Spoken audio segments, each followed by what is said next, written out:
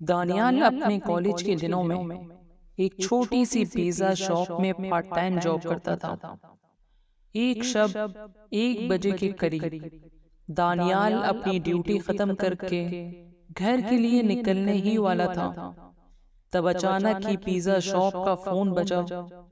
दानियाल ने फोन उठाया तो कोई शख्स बहुत ही सहमी हुई आवाज में ऑर्डर दे रहा था। पहले तो दानियाल ने ऑर्डर लेने से मना करने का सोचा, क्योंकि पिज्जा शॉप का क्लोजिंग टाइम हो चुका था। मगर जब उस आदमी ने 4 लार्ज साइज पिज्जा ऑर्डर किए तो दानियाल ने ऑर्डर ले लिया, क्योंकि अक्सर बड़े ऑर्डर पर एक अच्छी टिप मिल जाती थी और दानियाल को पैसों की जरूरत भी थी। दानियाल जल्द से जल्द पिज्जा लेकर डिलीवरी देने निकल गया।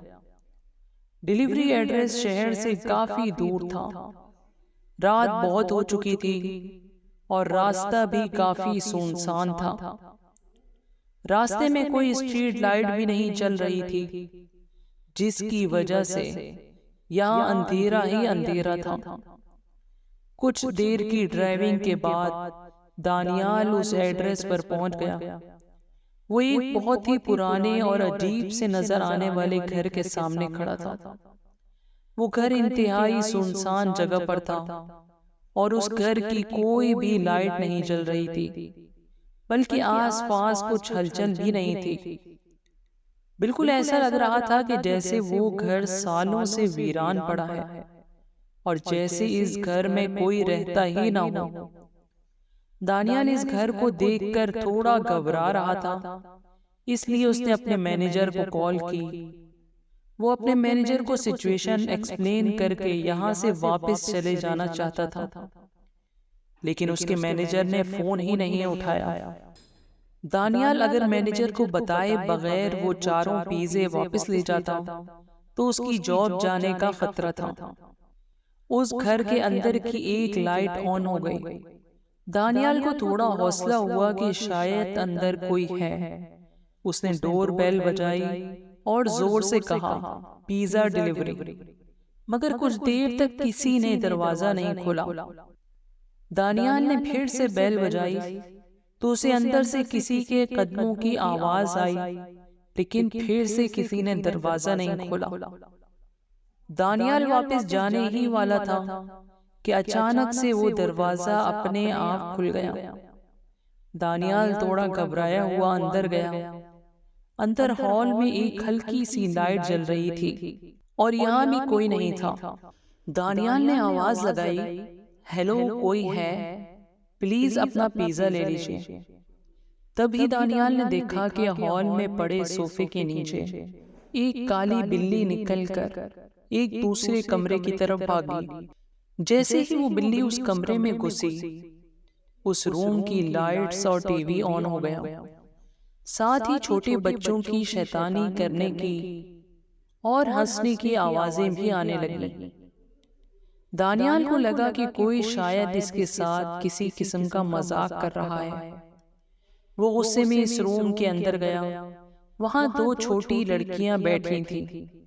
वो दोनों वहां बेड पर बैठे बैठे दानियाल को अजीब तरीके से घूरे जा रही थी।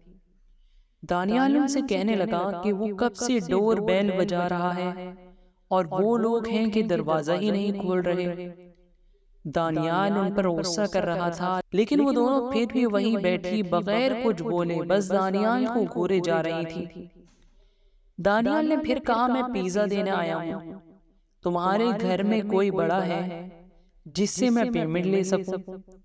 अचानक इन लड़कियों की आंखों का रंग सफेद पड़ गया और उनकी हंसी एक खतरनाक हंसी में बदल गई। उन दोनों ने इस कमरे के दरवाजे की तरफ इशारा किया जो दानियाल के ठीक पीछे था। दानियाल पीछे पलटा तो वो घबरा उठा। उसके हाथ से 4 पिज्जे के डब्बे नीचे गिर पड़े, क्योंकि इसके ठीक सामने एक भयानक औरत का जिस्म था। ये सब देखकर दानियाल डर के मारे कांपने लगा। वो जैसे तैसे अपनी बाइक की तरफ भागा और वहां से निकल गया। उस औरत का साया और वो 2 लड़कियां उस घर के दरवाजे पर खड़े हुए उसे जाते देख रही थी। दानियाल अभी कुछ ही दूर पहुंचा था कि उसे फील हुआ कि उसकी बाइक खराब हो रही है। एकदम से बाइक को घसीटने की आवाज आने लगी और बाइक बंद हो गई और उसने देखा कि उसकी बाइक का टायर पंचर था। उसने डर के मारे पुलिस को फोन मिलाया और जल्द से जल्द मदद मांगी।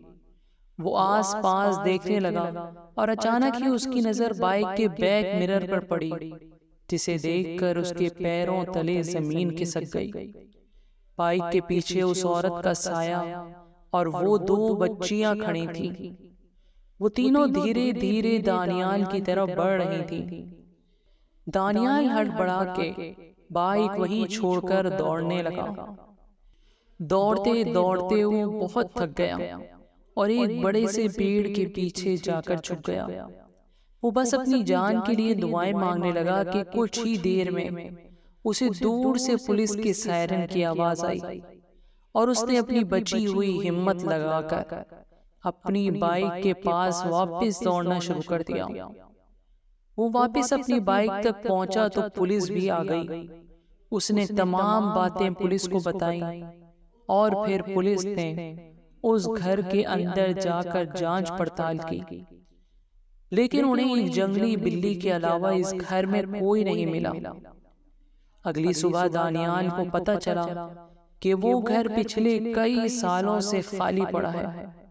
और तो और पहले उस घर में एक औरत और उसकी दो छोटी बेटियां रहती थीं, जिनका एक रोज अचानक मर्डर हो गया था। ये जानकर दानियाल के होश उड़ गए। वो छोटी बच्चियों की रूहें ही थीं जो शायद आज भी इस घर में कैद हैं। मगर इसे कभी ये समझ नहीं आया कि वो फोन आखिर किसने किया था। ये हादसा उसे जब भी याद आता है तो वो बुरी तरह कांप उठता है।